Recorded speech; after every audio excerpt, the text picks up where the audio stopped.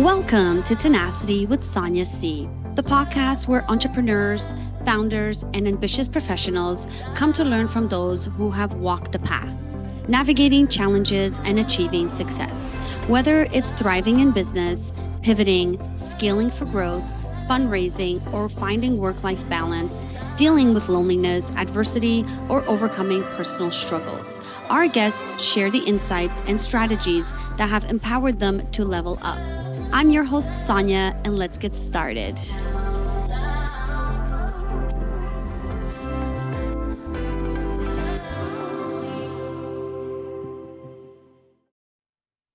My guest today is Scott Gabdullin. Scott has an incredible journey that spans from engineering at AMD to becoming a digital marketing expert and founding his own successful SEO agency, Authority Factors. He has worked with major brands like Toyota, KPMG, and TD Bank, and has a wealth of knowledge in digital marketing, lead generation, and brand building. Today, we'll dive into practical strategies that business owners and entrepreneurs can use to grow their businesses. Hi, Scott. How are you today? Hi, Sonia. Doing great. Thank you so much for having me. Yeah, no problem. I'm excited to have this conversation with you. Before we get into it, can you just tell us a little bit about Scott? Who are you? What do you like to do for fun? So I am an entrepreneur now, and I guess the reason why I got into entrepreneurship is because that was something that I considered to be fun. So building businesses, starting new things, constantly chasing a shiny object that much bigger influencers in the space would tell you is a bad idea. I enjoy doing that. So breaking the rules, not following them, is kind of why I ended up where I am, and that's how I have fun with it. Awesome. Listen, there's nothing wrong with doing what you love and having fun doing it, right? For sure. Yeah. So, your career in engineering at AMD started before you made a significant pivot to digital marketing. Can you That's right. share what inspired this shift? Yes. So I am a first generation immigrant. So I was born in Soviet Union, grew up in Kazakhstan, and then when I was 17, 18, I immigrated to Canada. And so being an immigrant, a lot of times you carry responsibility of kind of, your parents need to come here, you need to take care of them. And so you go for the job that literally pays the most. And so I Googled what pays the most. It's at engineering. And I was like, that sounds interesting. I've always been into science and math and whatnot.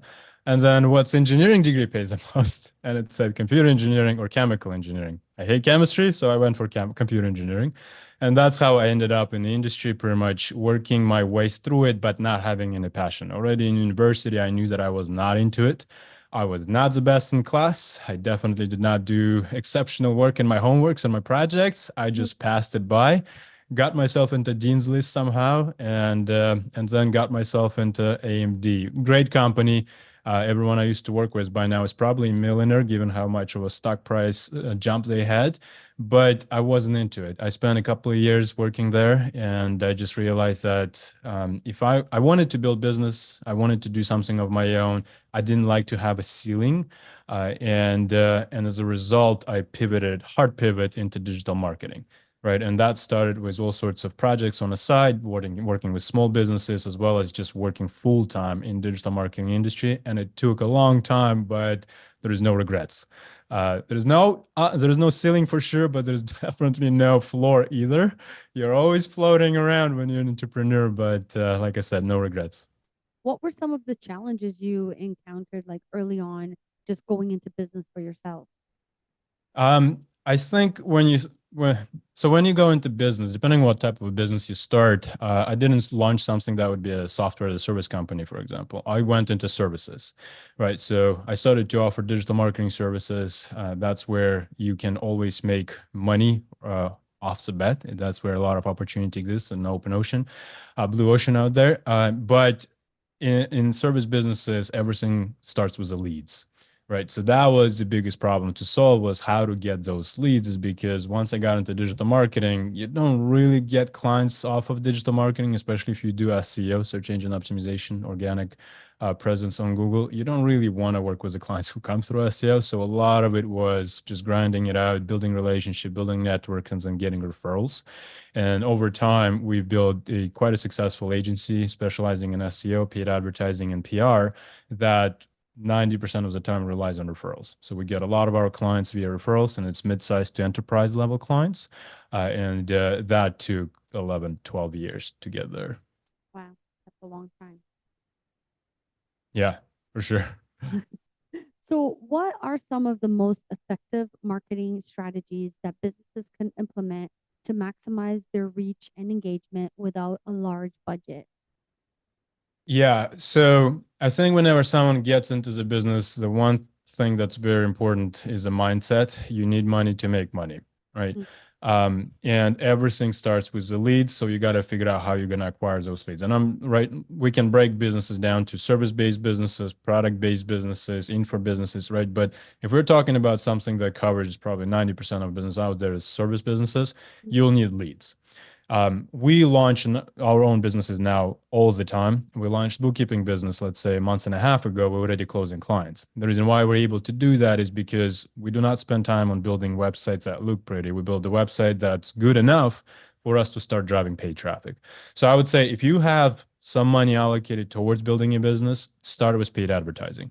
That's a fantastic channel that has a very quick feedback loop, and you get right away response from the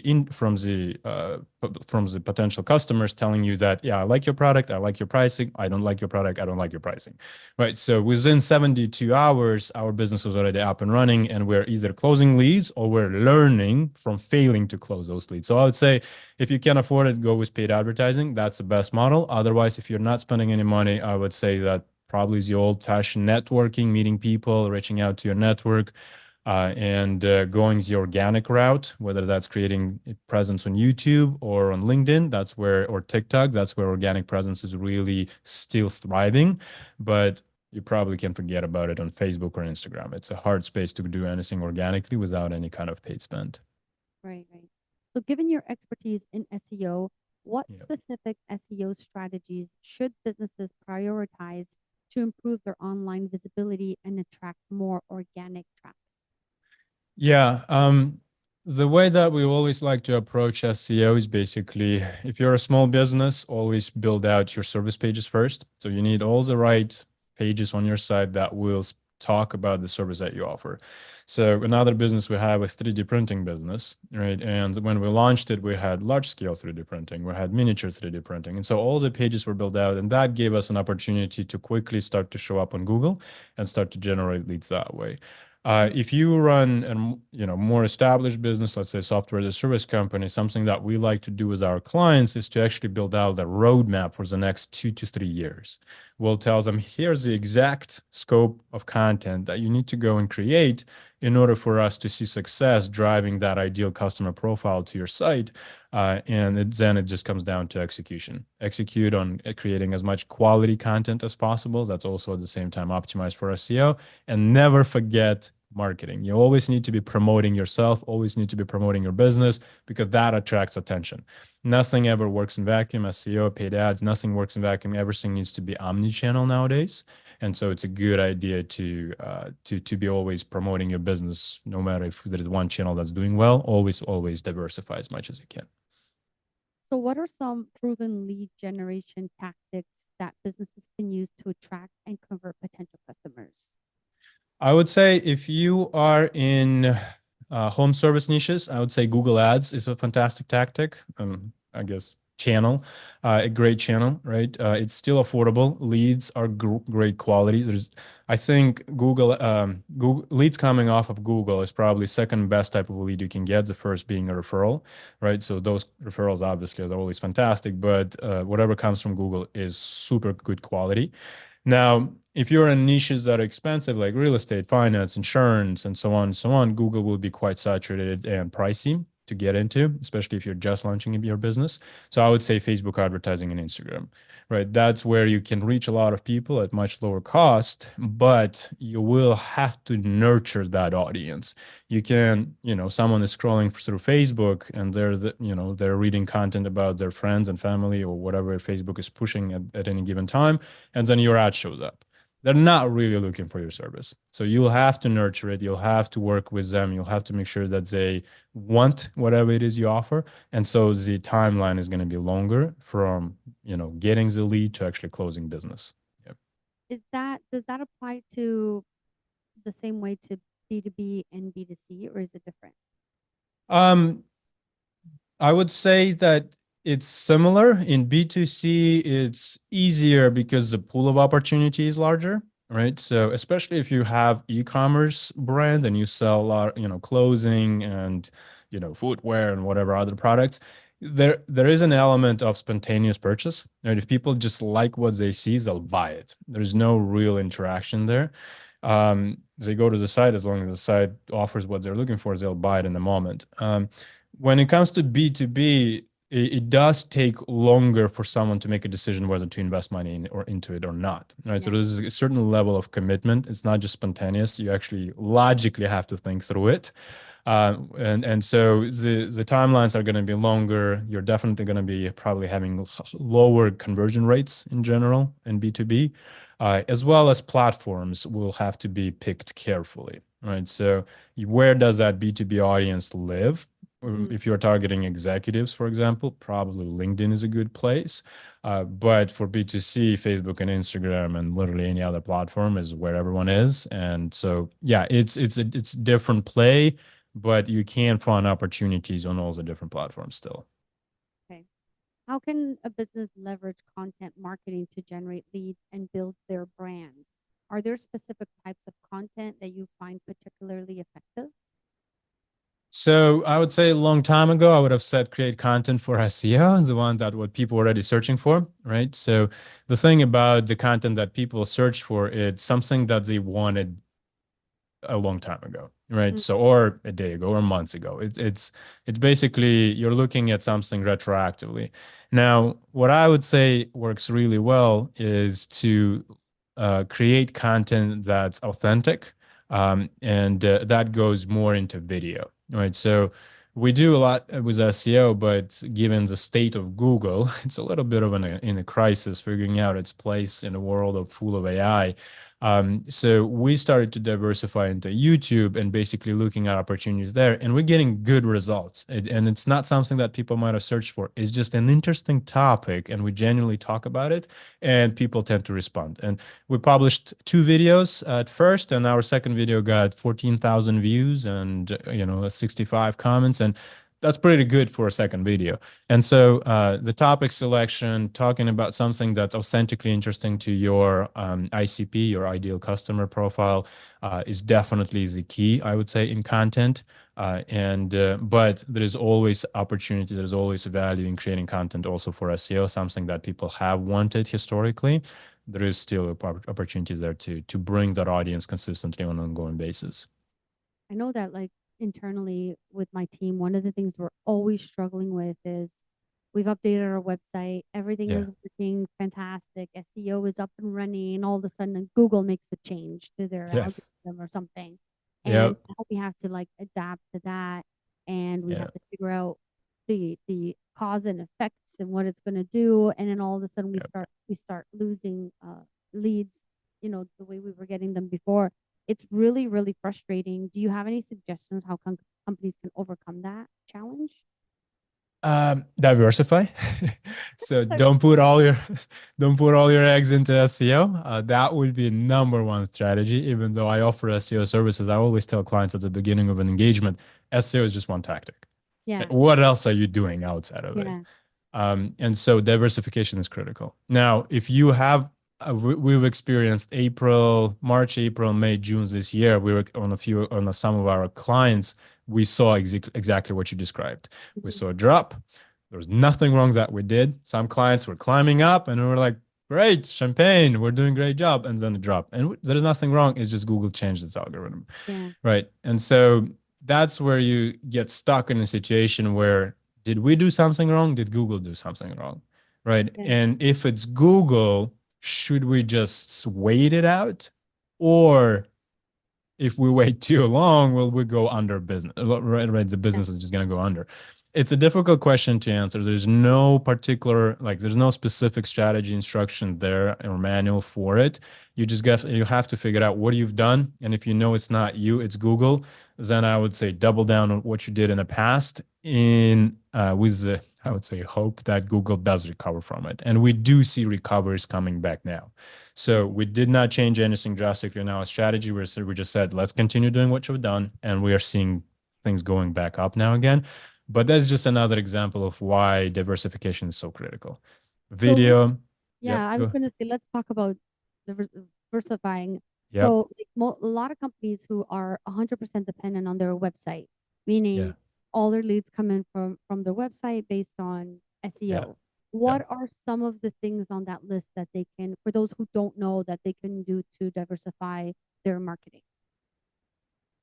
I would start to explore paid advertising. Okay. Okay. So definitely allocating some of the budget towards paid advertising. It's better to do it sooner rather than later. When you do take a hit, the first reaction you're gonna have is, can we run ads? And there is no historical data to work with. You'll have to lose some money at the beginning. So the sooner you start, the better. It's complementary SEO and SCM working together. That's always a good strategy. Yeah. Definitely look into the organic social, right? So if you are B2B brand, SaaS, for example, LinkedIn organic is fantastic. Your key stakeholders should be on LinkedIn, should be communicating about their business, about the product in a way that's, let's call it a humble brag, right? Still interesting to everybody. So there's still value to be learned something from the post, but it does promote your brand. It does promote the individual. So definitely going that route is, if you're already creating organic content for SEO, LinkedIn is just taking some of that content, restructuring, making it good fit for the medium, and then repurposing it there. I would say video 100% something that every brand should be now looking into. It's just video has been growing for a long time, but I think it's just become so much more important now. Google owns both properties. It owns Google and it owns YouTube. And so the two communicate with each other in one way or another. It benefits each other. So I think there is no downside to investing into video. Telling your story, being authentic, using that same content, video content, not just on YouTube, but on LinkedIn and TikTok and Instagram and Facebook. And voila, you've got yourself a diversified strategy. And now hopefully not all of your traffic, all of your leads are coming through SEO, but also kind of pillowed a little bit by the social media platforms and other Mhm. places as well. Yeah. So, what happens to a company that's like they're brand new and let's say they're a SaaS product Uh, and they don't really know how to get started to creating content, or can you guide us on some of the strategies where they can start and start small, maybe not spend as much, or is it a big spend? so it all depends on your expectations. Right. So if you want to see big results fast, you have to spend a lot upfront. Mm. So that's usually the rule of thumb there.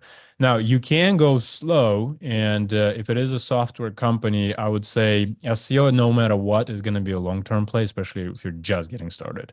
Mhm. So paid advertising, once again, is going to be a good route to check to test. Definitely allocate some money there, because when you run paid ads on Google, you're gonna get leads, you're gonna get traffic, you're gonna get some conversions, and it should be impacting your SEO strategy as well. Because if we see that a particular keyword is driving quite a bit of good quality leads to the business, MQLs and SQLs, that is a keyword that we should be prioritizing in SEO, right? That's the one we want to rank our page for, right under the ad. So the two I would say are always a good place to start. You should be investing long term into SEO and the short term running ads and driving leads and learning as much as you can from the data that Google provides you with. But when it comes to SEO specifically, plan for a long term, right? Your stakeholders need to be proactively branding themselves, talking about the company, get into as many news publications as you can. So there is a concept of links in SEO.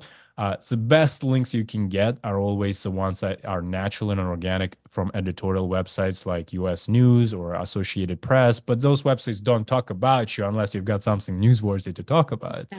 So your business needs to be interesting. It's not as difficult with SaaS, right?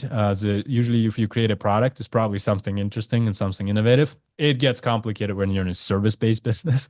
You're just another loan care company. So coming up with a story there becomes a little bit of a tricky part. But you want to be proactively building your brand and building your relationships with journalists, and that's going to benefit your SEO. So there's brand building, and Yeah. then you actually brought something up, which to me sounds like personal branding. How important are the two? Very important. Very important. They go hand in hand, in my opinion. At the beginning, any business will probably rely on a personal brand first. It's going to be a founder who's going to be talked about the most. Or let's say if you're doing it on LinkedIn, your personal posts are going to get a lot more actions and engagement than your company pages, for sure. And so, unless you are a company like OpenAI that's got backers that give you billions of dollars right from the from the get-go, all right, Yeah. right, then it's all company brand. But at the beginning, for other companies, for majority of the brands, it's probably going to be personal brand. It's all built around the founder. So it's important. It's critical. Personal brand and company brand go hand in hand at the beginning. Once you get to a certain revenue point, it becomes less about the founder and more about the company because the company's got big enough on the back of the founder to Mhm. actually start to drive its own reputation, its own awareness, and people searching for it or looking for it authentically and organically. And then kind of founder can start to step into the background and gives the opportunity perhaps for the executive team and a team or people within the organization to drive that company brand forward. Yeah, I like that. At what point should a business shift its focus from lead generation to brand building? And what are the key steps involved in making the transition successfully? Yeah, so good question. I would say that a lead generation is fantastic at, when before you get to 200, $250,000 a year, right? So you are in starvation mode when you are making, a few $1,000s, a few $100,000, you're in starvation mode. Once you get to a point where you're starting to hire people, right? That's when you start to think to yourself, all right, if I'm buying leads or I'm acquiring leads from somewhere, my livelihood and the livelihood of my contractors or my employees is depending now on this single source of leads that we have, Mhm. right? So that's when you start to think and you start to kind of have the budget, the money to start to afford to do more brand activities. And so I would say at 200, 250, $300,000 mark, it's a good idea to start to invest into a into the brand in general. Right. So start to build your website, promoting that website, and basically putting a lot of activity behind the PR if possible, and building up your own lead machine, your own lead funnel, kind of independent of, let's say, agencies that provide lead generation services. Because we do have an agency that does that, and I always tell founders is at some point you should build a brand. You don't want to rely on us because one day Scott might not be around and you don't want your business to go under. So it's a good idea to build your own brand online that people generally want to look for. Love it. And I mean, people can learn something from those founders as well, right? So it's all good 100%. information. Yeah, Well, for how can sure. a business balance the need for immediate sales with long-term goal of brand building? Are there strategies that address both objectives simultaneously? So I think that leads are great because, so yeah, like I said, the first thing that any business needs is leads. Now, the Mhm. reason why we need leads is because we get to learn how to close them, right? So what works and what doesn't. If you have consistent flow of leads, you can afford to make mistakes, right? So that's a luxury to have where you can afford to Mhm. make mistakes because you're continuously learning. However, if you want to build a successful business, you're generating leads, you want to provide great customer service. You want to provide great product. And so that's what will make this business survive longer and provide that longevity that you're looking for, right? So you don't have to move away from lead generation. The two have to go hand in hand, is because if you are providing exactly what customers are looking for and you're satisfying them, they will stick around longer. They will promote your business. They will provide you with referrals, and that will kind of go back and give you more leads. And it just consistently flowing one way, from leads to customer, happy customer referral, back to the lead, service, customer, happy customer referral, and it just keeps going that way.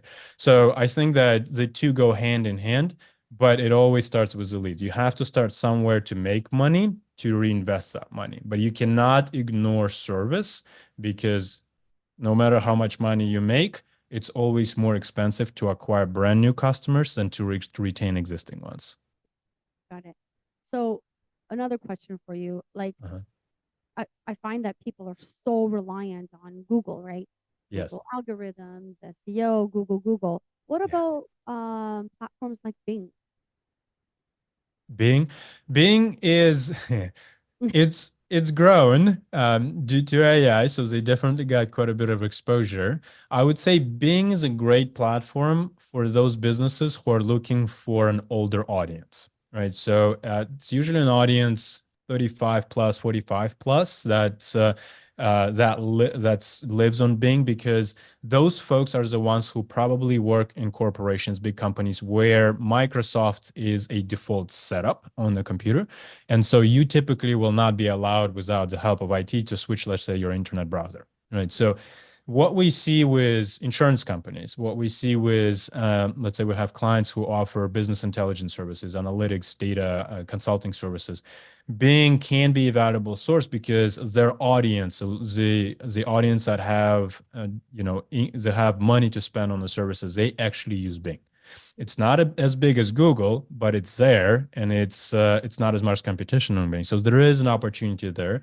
However, I don't think that Google is going to lose so much of market shares that Bing becomes a really big player. It's always going to be complementary to what you do on Google, in my opinion. Now, with AI, obviously, nobody knows what's going to happen. For all I know, Terminator 3 is totally possible. So, you know, who knows what Bing might look like in a few years. This is true. I mean, there's so much out there. Sometimes I feel like it can be really overwhelming for someone to understand. Okay, like I need to do this and that, but then all of a sudden it becomes, you can't put all your eggs in one Yeah, basket. You got to diversify. It can be really overwhelming to figure out. I thought I just had to market and advertise, but now I got to build a personal brand too. I got to do all these different yeah, things.